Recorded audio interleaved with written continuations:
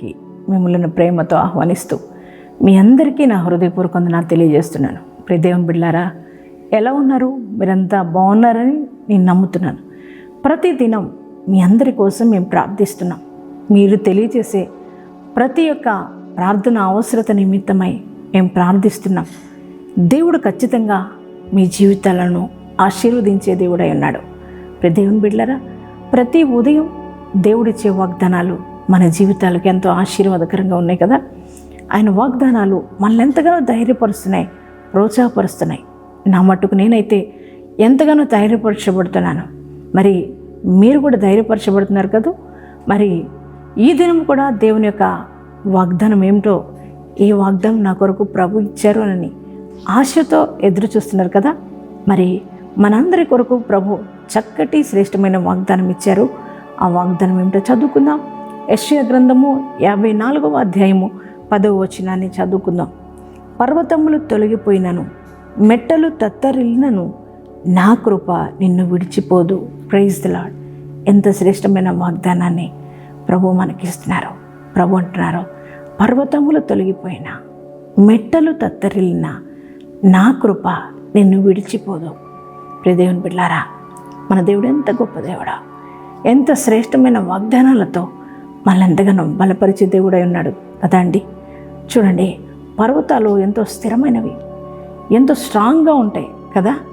కానీ ఆ పర్వతాలు కూడా మరి ఒక్కొక్కసారి కదిలిపోతాయంట. పర్వతాలు తొలగిపోతూ ఉంటాయి, మెట్టలు తత్తరిల్లిపోతూ ఉంటాయి కొన్ని సందర్భాల్లో. కానీ దేవుడు అంటున్నాడు, నా కృప నిన్ను విడిచిపోదు. మరి దేవుడు ఎంత చక్కటి వాగ్దానం ఇస్తున్నారు.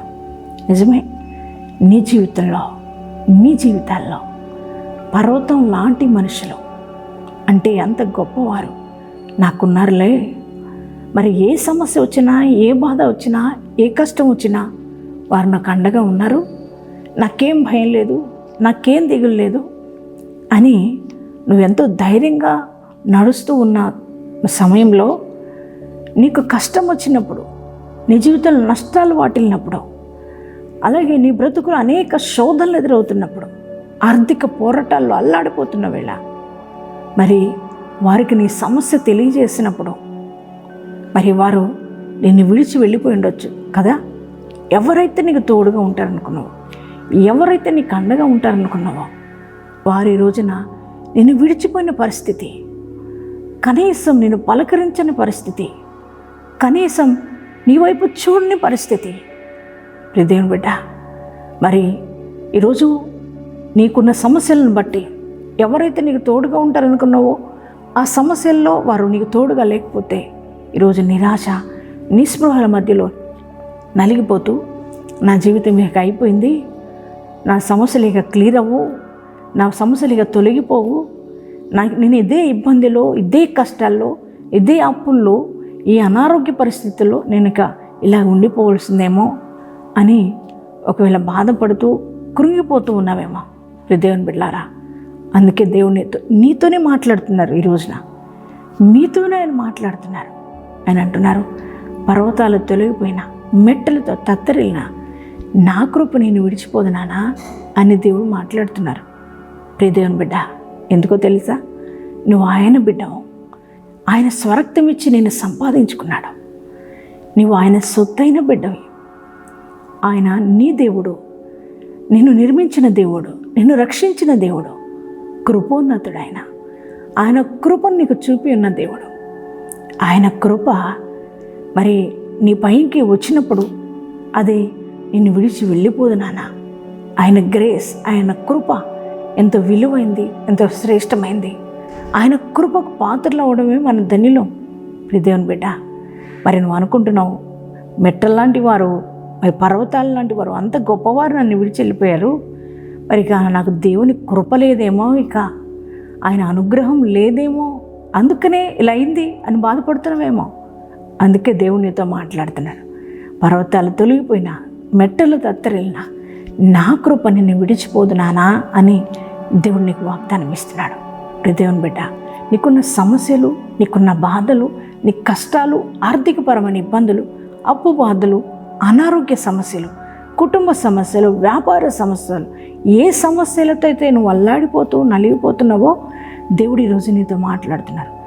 నా కృప నీకు తోడుగా ఉంది, నువ్వు భయపడొద్దు, నువ్వు కృంగిపోవద్దు, నువ్వు ధైర్యం తెచ్చుకో, నీ సమస్యలన్నీ కూడా పరిష్కారం కాబోతున్నాయి అని దేవుడు నీతో మాట్లాడుతున్నారు. దేవుని బిడ్డ, మరి ఇంకెందుకు దిగులు, ఇంకెందుకు చింత?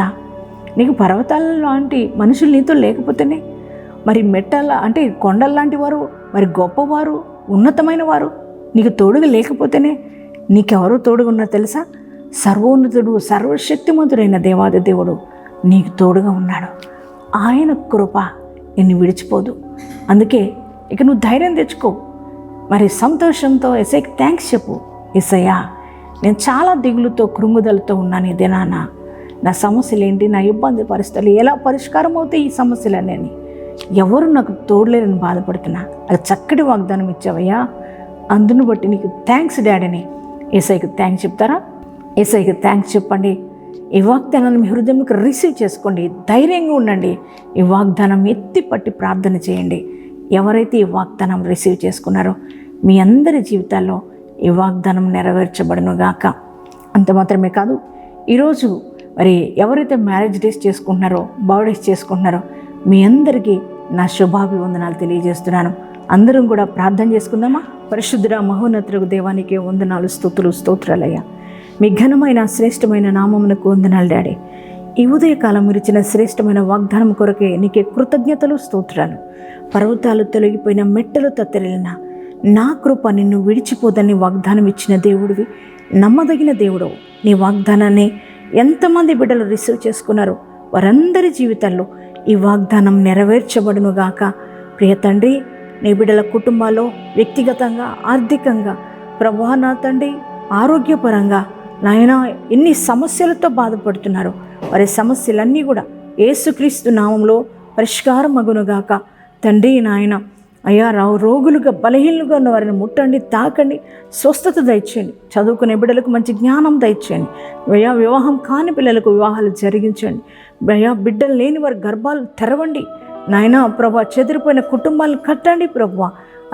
అలాగే నాయన తండ్రి ప్రభా, నాయన ఎవరైతే కోర్టు కేసుల కోసం ఎదిగో తండ్రి వారికి కోర్టు చుట్టూ తిరుగుతూ వారికి న్యాయం జరగక ఎంతగా బాధపడుతున్నారేమో ఆ బిడ్డలను దర్శించి వారి కోర్టు కేసులో వారికి న్యాయం జరుగునుగాక. తండ్రి, ఈరోజు మ్యారేజ్ డేస్, బర్త్డేస్ చేసుకున్న ప్రతి వారిని దీవించి నూతన కృప, నూతన ఆశీర్వాదాలతో వారు నింపమని ప్రార్థిస్తున్నాం. ఈ దినమంతా నీ ప్రశస్తమైన సన్నిధి మాతో ఉంచి నడిపించండి. యేసు నామంలో ప్రార్థిస్తున్నాం తండ్రి, ఆమేన్.